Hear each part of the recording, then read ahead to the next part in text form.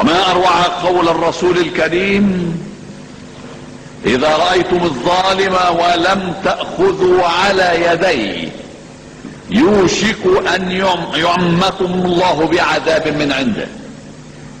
بل ما ابلغ تلك الصورة التي قدمها الرسول صلوات الله عليه وسلامه ليجسد امامنا بشاعة المعتدي على حق المجتمع بزعم ان ما يفعله انما هو حقه. وفي نهاية تلك الصورة يوضح الرسول عاقبة السلبية في معاملة هذا العادي على حق الجماعة، وهي عاقبة وخيمة وبيلة، لأنها الهلاك للمعتدي وللساكتين السلبيين جميعا.